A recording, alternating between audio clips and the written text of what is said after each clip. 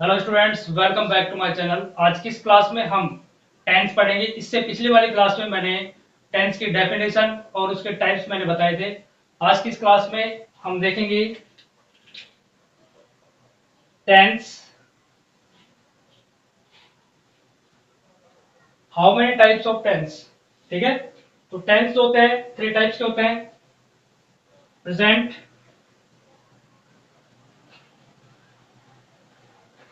Past और future. ठीक है, प्रेजेंट, पास्ट और फ्यूचर। इससे पिछली वाली क्लास में मैंने आपको समझाया था ये डिटेल से। ठीक है, एक बार इसका रिवाइज करते हैं और फिर इसके आगे हम प्रेजेंट टेंस को आज पढ़ेंगे। तो इसकी जो शाखाएं होती हैं: सिंपल, इंडेफिनेट भी आप इसको कह सकते हैं,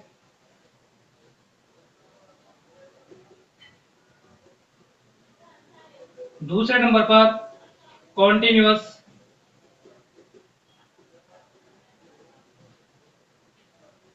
परफेक्ट और परफेक्ट कॉन्टिन्यूअस। ठीक है, तो यहां पर हम देख रहे हैं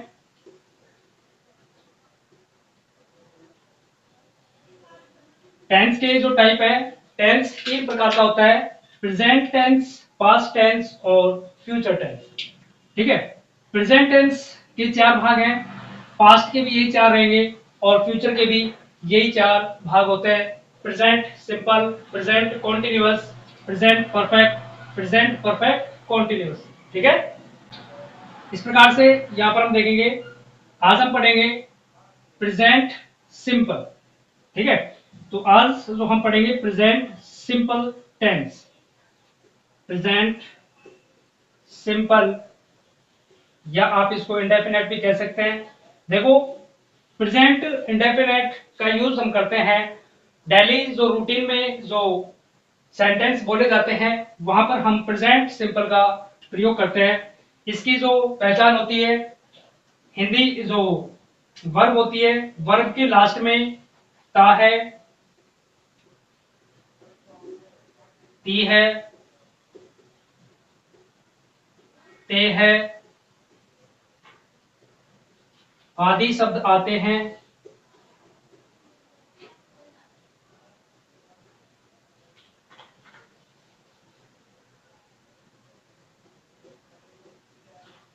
ठीक है, यहां पर हम देख रहे हैं,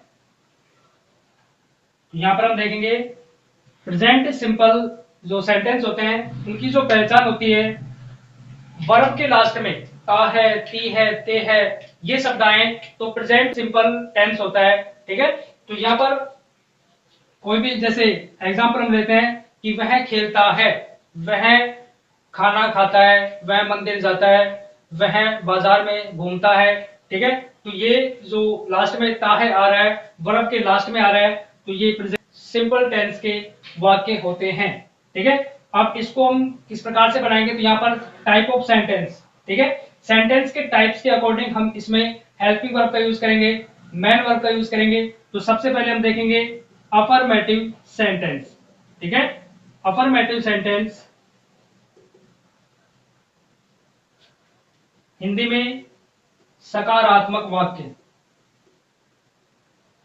अफर्मेटिव सेंटेंस को हिंदी में कहते हैं सकारात्मक वाक्य, अफर्मेटिव सेंटेंस।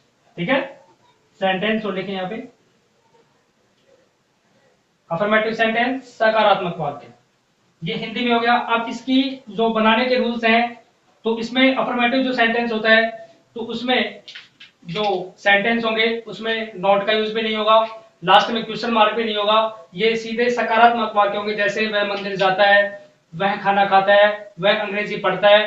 ठीक है, तो इस प्रकार के जो सेंटेंस होते हैं वो अफर्मेटिव सेंटेंस में आते हैं। इसको हम बनाते हैं तो उसके लिए कौन सा सूत्र यूज करेंगे, कौन सा फॉर्मूला यहाँ पे लगाएंगे, सब्जेक्ट, इसके बाद में वर्ब की फर्स्ट फॉर्म और इसके साथ एस या ईएस का यूज करेंगे।